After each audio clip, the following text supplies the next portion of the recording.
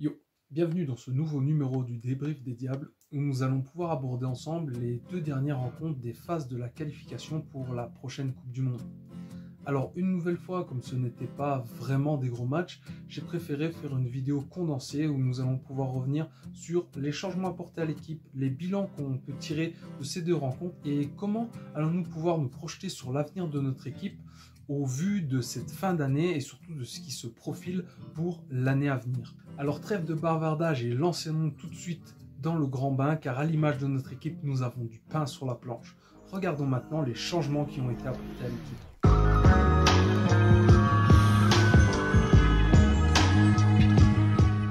Et bien obligé d'ouvrir ce chapitre par les joueurs qui ont brillé par leur absence, car oui, l'équipe a connu énormément de joueurs absents, surtout pour cause de blessures, et des joueurs qui sont partis en cours de parcours, je vais dire, et qui n'ont pas pu assister aux deux matchs. Donc premièrement, il y avait bien entendu les joueurs qui étaient toujours blessés, comme Doku et Van Heusden, qui n'ont toujours pas pu être présents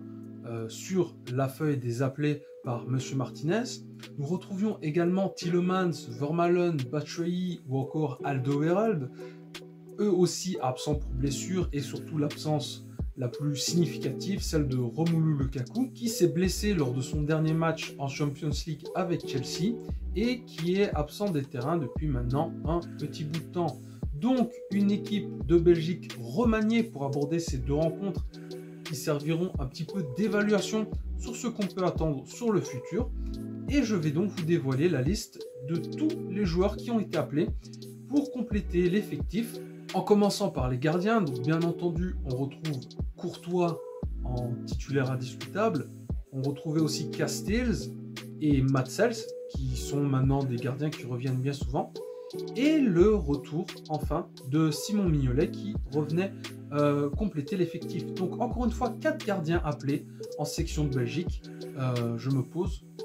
la question de savoir pourquoi autant de gardiens. Déjà 3, je trouve que c'est beaucoup, mais je peux comprendre, mais 4, il y a forcément un gardien qui n'aura jamais sa place dans l'équipe. Et c'est difficile à comprendre pourquoi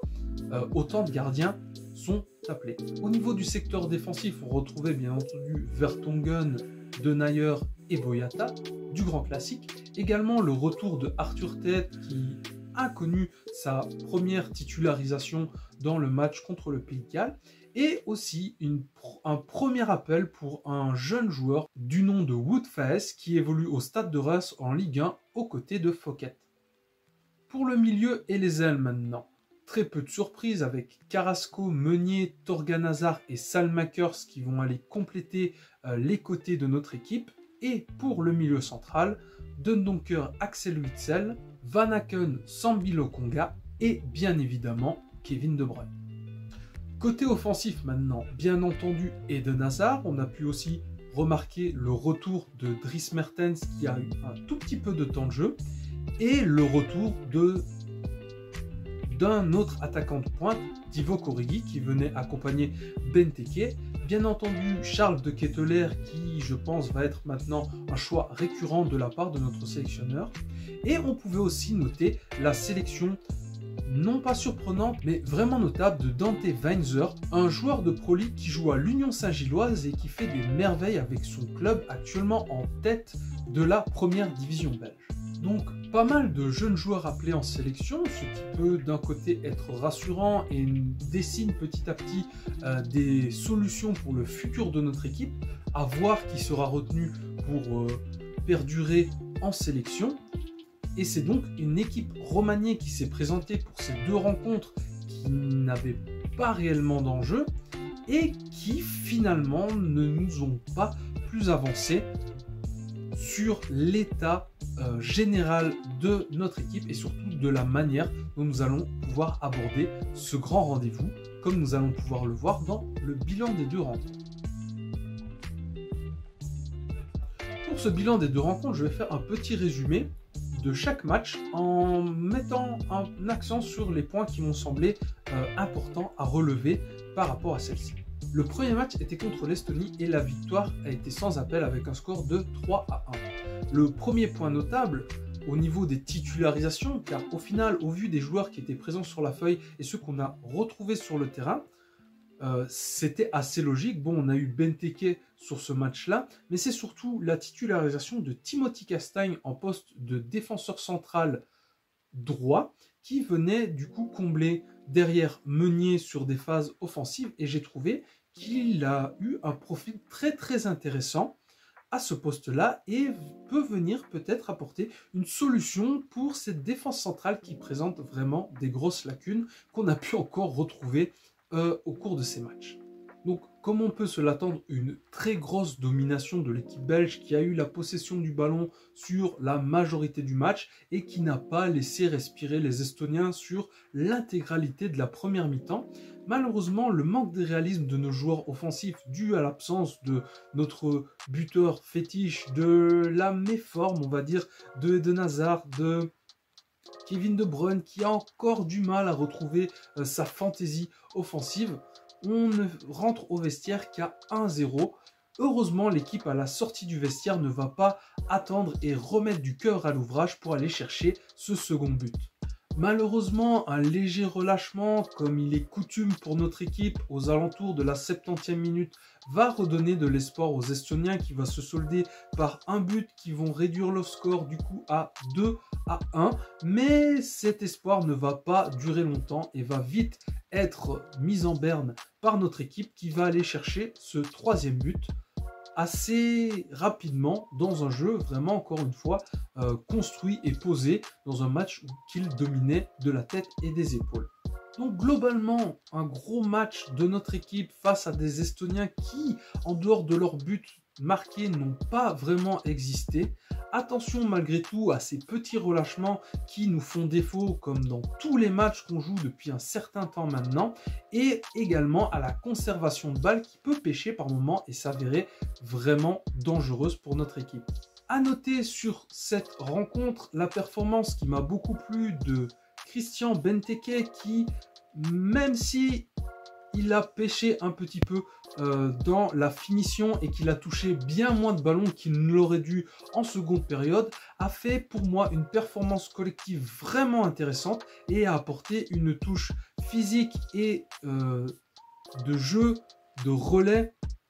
comme peut l'apporter Lukaku, bien plus intéressante que ce qu'a pu nous proposer Batshuayi dans les derniers matchs où il a joué. Donc je pense que Christian Benteke a vraiment marqué beaucoup de points pour la suite et qu'on risque de le retrouver en substitut de Lukaku un petit peu plus souvent, comme on va pouvoir l'aborder sur le match suivant contre le Pays de Galles. Et donc ce match contre le Pays de Galles qui personnellement a été une énorme déception pour moi,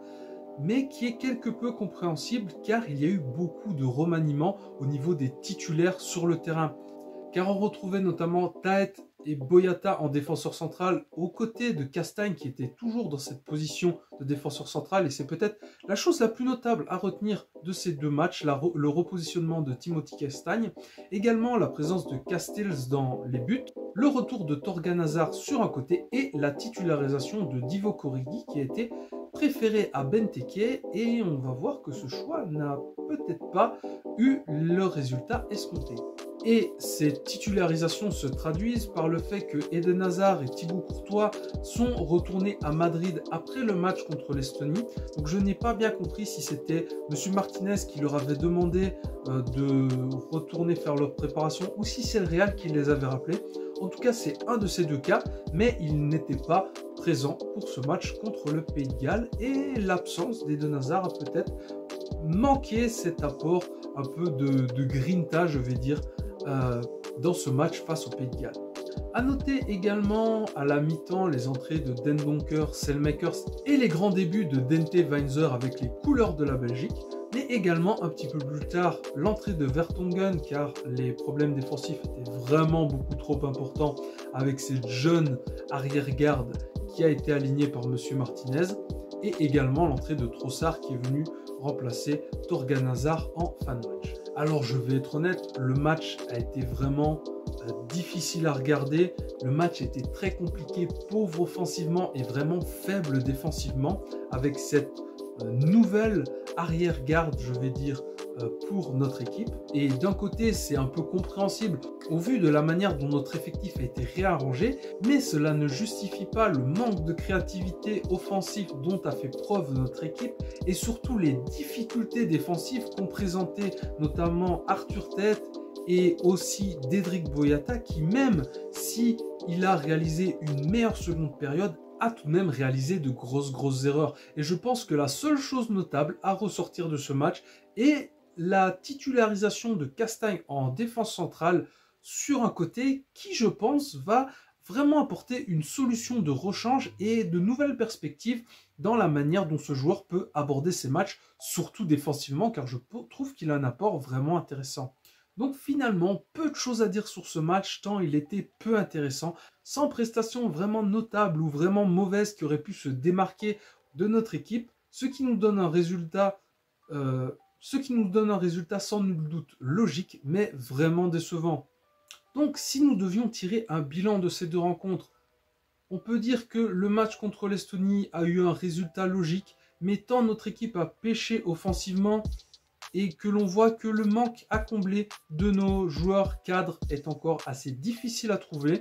C'est un match, même si le score est tout à fait logique, assez décevant dans ce cas produit l'équipe, et ça serait encore plus montré dans le match contre le Pays de Galles, qui certes a présenté une équipe quasiment toute neuve, avec beaucoup de joueurs qui débutaient, comme Dante Weinzer, comme Arthur Tête, comme Castagne qui a été repositionné, mais la production de notre équipe a vraiment posé problème alors qu'elle avait la majorité du temps le ballon et aurait pu se montrer beaucoup plus dangereuse, notamment par l'apport de Divock Origi qui a été bien moindre dans ce match contre le Pays de Galles que ce qu'a été capable d'apporter Benteke contre l'Estonie, et je pense que Benteke aurait pu apporter un aspect différent offensivement par son physique, par sa technique et peut-être mettre plus de danger sur les cages du Pays de Galles. Donc maintenant, nous allons essayer de voir comment nous pourrons nous projeter sur le futur de notre équipe. Et bien finalement, il y a peu de choses à retirer de ces deux rencontres. Là, le seul petit soulagement que nous pouvons avoir, c'est que nous voyons quand même qu'il y a de la ressource au niveau des joueurs que nous pouvons appeler en sélection, mais nous voyons très clairement que ces jeunes joueurs comme Ted, comme Selmakers, comme Sambi Lokonga, comme Dante Weinzer ont besoin de travailler avec le collectif pour arriver enfin à combler les absences des joueurs cadres de notre équipe. D'autant plus qu'à côté de ça, nous savons qu'il y a un vivier de joueurs qui est en train de monter en puissance avec l'équipe des moins de 19 ans de la Belgique qui est en train de cartonner de leur côté de l'Euro. Donc on peut se dire que la progression de la Belgique n'est pas encore finie et que la génération qui arrive peut-être pourra rivaliser avec les cadors qu'on a actuellement comme Kevin De Bruyne, Lukaku ou Eden Hazard. Donc finalement, les problèmes restent les mêmes, les questionnements restent les mêmes. Donc y a-t-il eu une évolution pour notre équipe ? Et malheureusement, j'ai bien envie de penser que non. Alors bien sûr, comme je l'ai dit, oui, il y a eu des nouveaux noms qui tendent à prendre de la place et de l'importance dans notre effectif, mais on sent très clairement le manque de travail qui leur fait défaut. Il va falloir vraiment qu'ils donnent un peu plus de cœur à l'ouvrage et que Monsieur Martinez arrive à trouver une combinaison qui arrive à fonctionner de manière indépendante, je vais dire, de l'adversaire. D'autant plus que les prochaines rencontres de notre équipe ne sont pas encore connues la fin d'année arrivant, donc il va falloir arriver à mettre en place quelque chose, pas forcément de différent, mais d'arriver à le faire correspondre à chaque joueur pour recommencer cette nouvelle année 2022 sur le bon pied et appréhender la Coupe du Monde avec le meilleur visage possible. Car la seule certitude que nous avons à l'heure actuelle pour notre équipe, c'est qu'il lui reste à peu près 1 an de préparation pour ce grand rendez-vous qui sera sûrement le dernier grand rendez-vous pour certains cadres de notre équipe, la Coupe du Monde 2022. Car soyons honnêtes, au vu des dernières prestations de notre équipe à l'Euro et des matchs qu'elle a été capable de nous proposer récemment, il est difficile d'imaginer que la Belgique soit capable d'aller loin dans cette prochaine compétition, bien qu'elle ait les armes pour arriver à faire mal à tout le monde. Alors attention, il faut quand même remettre les choses en perspective. Je trouve que petit à petit, notre tactique arrive à trouver des aboutissements. Malheureusement, elle ne correspond qu'à un seul type de joueur. Donc dès qu'on enlève Lukaku ou Kevin De Bruyne ou notre défense, oui, qui bien que vieillissante est quand même parfaite dans ce rôle, même si elle commence à peiner physiquement, et surtout avec ses repositionnements des milieux qui viennent beaucoup plus bas pour arriver à faciliter cette transition offensive. On sent que les joueurs ont encore besoin de travailler ensemble pour faire en sorte que tout le monde arrive à s'aligner sur la même ligne de conduite et que ce système arrive à correspondre à la majorité des joueurs qui peuvent être amenés à rentrer sur le terrain et pas seulement les gros noms de notre. Car je pense qu'au vu des jeunes qui arrivent et surtout des joueurs très bons qu'on a actuellement et qui sont encore amenés à rester comme Lukaku, comme Kevin De Bruyne, comme Thorgan Hazard, Meunier, je pense qu'il a encore un petit temps à faire. Si la tactique arrive vraiment à être sublimée par la présence des joueurs et des jeunes qui vont arriver, nous pourrons enfin peut-être voir une Belgique qui arrive à dominer de la tête et des épaules sur l'entièreté des matchs, comme elle était capable de le faire sur des mi-temps contre des gros adversaires par le passé. Mais à côté de ça, les problèmes restent les mêmes. Nos cadres sont bons, ils sont tellement bons que leur absence est difficile à combler. Notre défense peine à être agressive. Et notre jeu collectif de possession de balle est vraiment bien où il est. Malheureusement, ne permet pas d'apporter autant de tentatives de but et même de marquer que cela ne le devrait, dû au manque de réalisme. Et bien voilà, c'est tout pour moi. J'ai fait le tour de ce qui m'a inspiré ces deux rencontres qui, je dois bien l'avouer, étaient vraiment peu agréables à regarder, que ce soit le match de l'Estonie ou le match de Pays de Galles. Pose toujours autant de questions sur la suite pour notre équipe de Belgique et que va-t-on être capable de faire à la prochaine Coupe du Monde. Donc je vous donne rendez-vous après les prochaines rencontres pour débriefer de l'avancement et surtout de l'évolution de nos joueurs dans le jeu. En attendant, n'hésitez pas à me dire en commentaire les changements que vous apporteriez à notre équipe, ce que vous pensez en bien ou en mal de ce qui a été proposé